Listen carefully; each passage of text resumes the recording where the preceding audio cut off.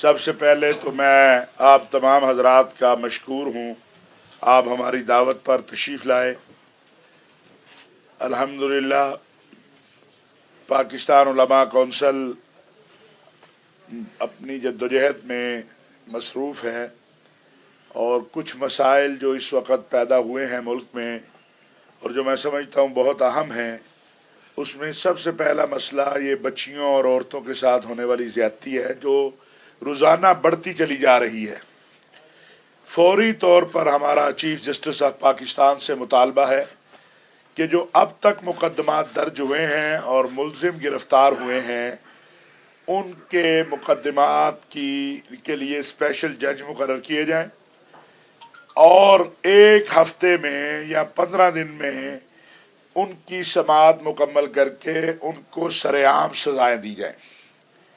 جو لوگ سرعام سزاؤں کی مخالفت کر رہے ہیں وہ قرآن اور سنت کے احکامات کی خلاف ورزی کر رہے ہیں اور اس کی مخالفت کر رہے ہیں، اور یہ کسی مفتی کا فتویٰ نہیں ہے، یہ قرآن اور سنت کا فیصلہ ہے اور قرآن و حدیث کا فیصلہ ہے، جس کے مطابق سنسار جو ہے وہ سرعام کیا جاتا ہے۔ لہذا ایسا سفاک جو معصوم بچیوں کو قتل کرے یا عورتوں کو قتل کرے اور ان کے ساتھ ریپ کرے، اس کو کہنا کہ اس کا حق ہے، تو آج میں سوال کرتا ہوں، کیا ان بچیوں کا اور ان کے والدین کا اور ان کے عزیزوں کا حق نہیں ہے جن کو کوڑے کے ڈیروں پر اور کھنڈرات کے اندر زیادتی کا نشانہ بنا کے مار دیا جاتا ہے؟ اور دوسری بات، یہ آسمہ مردان کی ہو، زینب قصور کی ہو،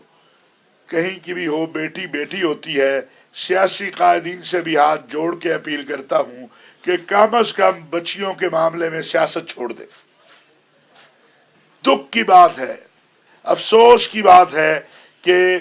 اس باپ سے پوچھے جس کا پھول جیسی بچی مسلی گئی کہ آپ جب سیاست کرتے ہیں اس پہ کیا بیتتی ہے۔ اسی طرح صحافی برادری سے بھی، ہمارے جو انکم پرسن حضرات ہیں، ان سے بھی میری گزارش ہے کہ وہ بھی معاملات اور چیزوں کو دائیں بائیں نہ کریں، سزا دینے دیں،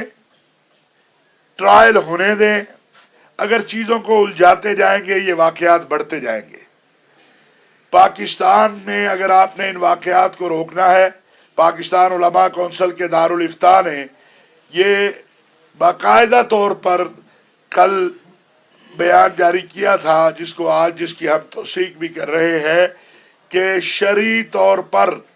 ایسے مجرموں کو سرعام سزا دینا یہ قرآن و سنت کے مطابق ہے، اور جو لوگ یہ کہتے ہیں کہ سرعام سزائیں دینا جو ہے وہ انسانی حقوق کی خلاف ورزی ہے، وہ شریعت کی مخالفت کر رہے ہیں۔ دوسری گزارش ہے جو اس وقت بہت بڑا مسئلہ بنا ہوا ہے کہ افغانستان سے تسلسل کے ساتھ پاکستان کے خلاف باتیں ہو رہی ہیں اور اشرف غنی صاحب باتیں کر رہے ہیں۔ پاکستان کے علماء نے جب بھی فتویٰ دیا ہے تو اسلام صرف پاکستان کے لیے نہیں ہے، قرآن و سنت صرف پاکستان کے لیے نہیں ہے، قرآن و سنت تو پوری دنیا کے لیے ہے، پورے عالم کے لیے ہے، قیامت کی صبح تک کے لیے ہے۔ اشرف غنی صاحب پاکستان کے علماء کے دیے ہوئے فتوے اور بیانیوں کو اپنے ملک میں نافذ کریں۔ وہ ہمارے اوپر اپنے علماء سے تو وہ کو روک نہیں سکتے۔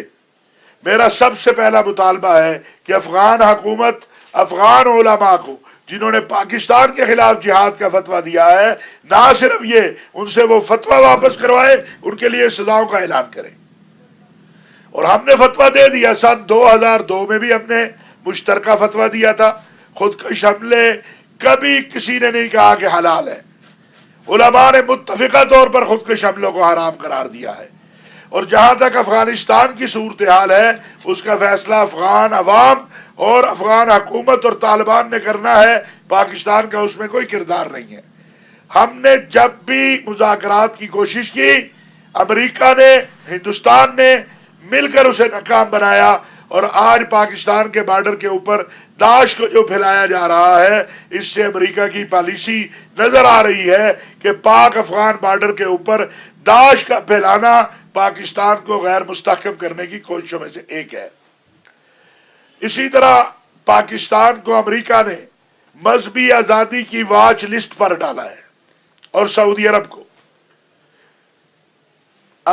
امریکہ کو ہندوستان میں 150 جلائے جانے والے چرچ نظر نہیں آتے، یورپ میں مسجدوں پر حملے نظر نہیں آتے، خود امریکہ کے اندر جو مسجدوں کو اور مسلمانوں کا حال ہے، اور حجاب تک نہیں لے سکتی مسلمان بچیاں، وہ نظر نہیں آتی ہیں۔ تو لہٰذا میں یہ بات سمجھتا ہوں کہ ہم کلیتاً پاکستانی قوم پاکستان کو واچ لسٹ میں ڈالنے کو مسترد کرتے ہیں، اسی طرح سعودی عرب کو واچ لسٹ میں ڈالنے کا۔ اس کا مقصد صرف اور صرف قادیانیوں کو تحفظ فراہم کرنا ہے، اور قادیانیوں کا بیت اللہ میں داخلہ جو ہے اس کی کوشش کر رہے ہیں، جو انشاءاللہ کبھی کامیاب نہیں ہوگی۔ اسی طرح میں گزارش کروں گا کہ وفاقی وزارت داخلہ اور صوبائی وزارت داخلہ بے گناہ فورس شیڈول میں ڈالے گئے جو علماء ہیں، مذہبی سیاسی کارکن ہیں، جن کا کسی دہشت گردی اور انتہا پسندی سے تعلق نہیں، اور دہشت گرد اور انتہا پسند و تنظیموں سے تعلق نہیں، ان کے نام فوری طور پر نکالے جائیں۔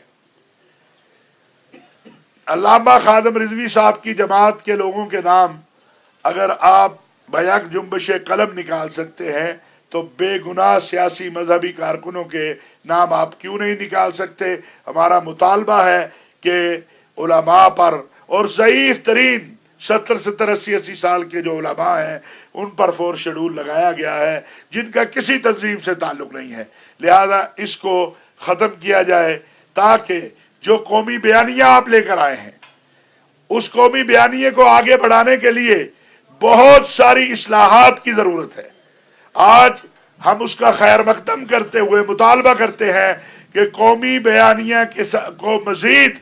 مشاورت کے ساتھ اس میں اصلاحات لا کے قانونی شکل دیں۔ آپ پاکستان علماء کونسل حکومت کے ساتھ ہوگی اس معاملے میں، اگر قومی بیانیے کو مزید اصلاحات کی اس میں ضرورت ہے، مزید بہتری کی ضرورت ہے، وہ کر کے اس کو ایک قانونی شکل دے دی جائے۔ پاکستان علماء کونسل نے الحمدللہ پورے ملک کے اندر عوامی اجتماعات کا آغاز گزشتہ اتوار سے لاہور سے شروع کیا ہے۔ میں گزارش کروں گا کہ پاکستان میں سینما کی رجسٹریشن پر پابندی نہیں ہے، اسکول کی رجسٹریشن پر پابندی نہیں ہے، دکان کی رجسٹریشن پر پابندی نہیں ہے، لیکن مسجد اور مدرسے کی رجسٹریشن پر پابندی ہے۔ صوبہ سندھ میں بھی پنجاب میں بھی ایک جیسا سلوک کیا جا رہا ہے، نہ جو مدارس پہلے رجسٹرڈ ہے ان کی ری رجسٹریشن کی جا رہی ہے، نہ نئے کو رجسٹرڈ کیا جا رہا ہے۔ میں آج آپ کے ذریعے حکومت سے کہتا ہوں، وزارت داخلہ سے کہتا ہوں، ملک کے اداروں سے کہتا ہوں کہ اگر کسی مدرسے کو بیرونی فنڈنگ آ رہی ہے تو آپ اس کا اعلان کر کے اس کو تالا لگائیں، ہم آپ کے ساتھ ہوں گے۔ لیکن کسی ایک یا دو جو آپ ہمیں بتاتے بھی نہیں ہیں، اور ہم مسلسل چوئی نثار صاحب سے یہ سوال کرتے آئے ہیں، پوچھتے آئے ہیں کہ وہ ہمیں بتائیں کہ کون سے مدارس ہیں جن کو بیرونی فنڈنگ ہے یا جو دہشت گردی اور انتہا پسندی میں ملوث ہیں۔ آج تک تو کسی کا نام سامنے نہیں آیا۔ اگر آپ کے نزدیک 2 4 10 30 ہزار مدارس میں سے 2 4 10 مدارس پہ آپ کو اشکال ہے تو باقی مدارس جو ہیں ان کی ری رجسٹریشن اور نئی رجسٹریشن اس کو فوراً کھولا جائے۔ اسی طرح مساجد کی رجسٹریشن کو کھولا جائے تاکہ یہ جو تعصب کا رویہ ہے یہ ختم ہو سکے۔ بہت شکریہ۔